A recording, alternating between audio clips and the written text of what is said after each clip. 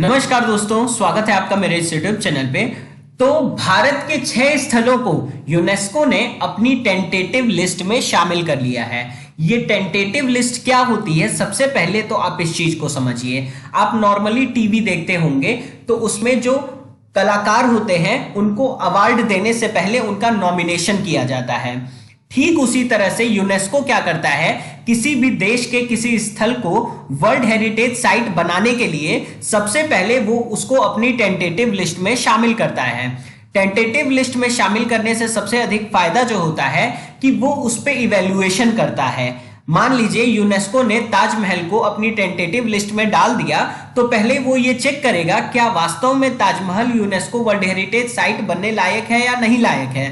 तो इसके लिए क्या करता है यूनेस्को, किसी भी कंट्री से उसकी कल्चरल मिनिस्ट्री से बोलता है कि आप अपने यहां से जो भी साइट्स हैं उसका नाम हमको भेजिए।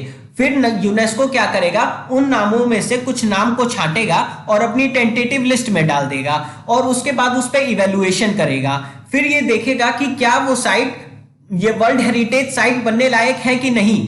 फिर उसके बाद क्या करता है, जब सारा प्रोसेस ओवर हो जाता है तो उन नामों में से टेंटेटिव लिस्ट में जो नाम है उसमें से कुछ नामों को अलग करके उसको वर्ल्ड हेरिटेज साइट का दर्जा दे देता है। तो ये काम हुआ है अभी रिसेंट में कि भारत के 6 स्थलों को यूनेस्को ने अपनी टेंटेटिव लिस्ट में शामिल कर लिया है। अब ये देखना है कि इन टेंटेटिव लिस्ट में जो नाम गए हैं इसमें से कौन कौन से ऐसे क्षेत्र हैं जिसको यूनेस्को वर्ल्ड हेरिटेज साइट के रूप में मान्यता देगा। ठीक है, तो ये पूरी बात थी।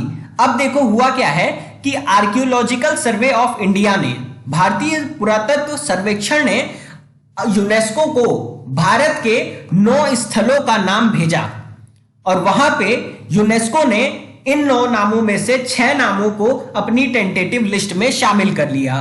ठीक है, तो आर्कियोलॉजिकल सर्वे ऑफ इंडिया क्या किया कि 9 स्थलों का नाम सेलेक्ट किया, यूनेस्को को भेजा, यूनेस्को इसमें छटनी किया, छटनी करने के बाद 6 स्थलों के नामों को अपने टेंटेटिव लिस्ट में डाल दिया। अब देखो किसी भी साइट को यूनेस्को अगर वर्ल्ड हेरिटेज साइट दिखाता है, बना देता है, तो उसका सबसे बड़ा फायदा क्या होता है कि उस लोकेशन की, जैसे कि अभी ताजमहल क्या है, यूनेस्को वर्ल्ड हेरिटेज साइट है, तो देखो यहां दुनिया भर से लोग क्या करते हैं, आते हैं, ताजमहल का फोटो खींचते हैं, चले जाते हैं। यानी पूरे वर्ल्ड में जो पर्यटन की दृष्टि से वो स्थल काफी महत्वपूर्ण हो जाता है और उसके संरक्षण के लिए वित्तीय और विशेषज्ञ सहायता भी क्या करता है, यूनेस्को प्रोवाइड करता है। ठीक है, तो ये एक बात हो गई। अब यूनेस्को की हम बात कर ले तो इसका फुल फॉर्म होता है United Nations Educational Scientific and Cultural Organization. इसका हेडक्वार्टर पड़ता है पेरिस, फ्रांस में। ये कब फाउंड किया गया था, तो 16 नवंबर 1945 को इसको बनाया गया था। अब एएसआई की बात कर ले, ये भारत का पुरातत्व सर्वेक्षण विभाग है। आर्कियोलॉजिकल सर्वे ऑफ इंडिया ये भारत का है। इसका हेडक्वार्टर कहां है, तो इसका हेडक्वार्टर पड़ेगा आपका न्यू दिल्ली, इंडिया में। और ये कब फाउंड किया गया था, तो 1861 में किया गया था कनिंघम द्वारा। ओके, अब हम देखते हैं कि ये 6 स्थल कौन कौन से हैं। तो सबसे पहले है वाराणसी का गंगा घाट रिवर फ्रंट। दूसरे नंबर पे आता है जबलपुर के पास नर्मदा घाटी में स्थित भेड़ा घाट और लम्हेता घाट मध्य प्रदेश में। सतपुड़ा टाइगर रिजर्व मध्य प्रदेश में। महाराष्ट्र का मराठा सैन्य वास्तुकला, कर्नाटका का बैंकल महापाषाण स्थल और तमिलनाडु का कांचीपुरम मंदिर इसमें शामिल किया गया है।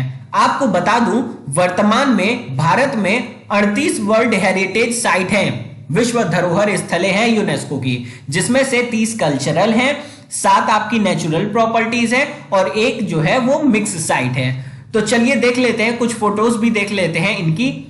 ये आपकी वाराणसी का गंगा घाट रिवर फ्रंट है। ये आपका जबलपुर का जो नर्मदा घाटी में स्थित भेड़ा घाट लम्हेता घाट मध्य प्रदेश। मराठा का जो सैन्य वास्तुकला है Satpura tiger reserve. The higher Bengal megalithic site इन कर्नाटका और तमिलनाडु का कांचीपुरम मंदिर। तो ये वो साइट्स हैं जिनको यूनेस्को ने अपनी टेंटेटिव लिस्ट में शामिल किया है। अगर ये वीडियो आपको अच्छी लगी हो तो प्लीज यार चैनल को सब्सक्राइब कर देना। वीडियो देखने के लिए आपका बहुत बहुत धन्यवाद।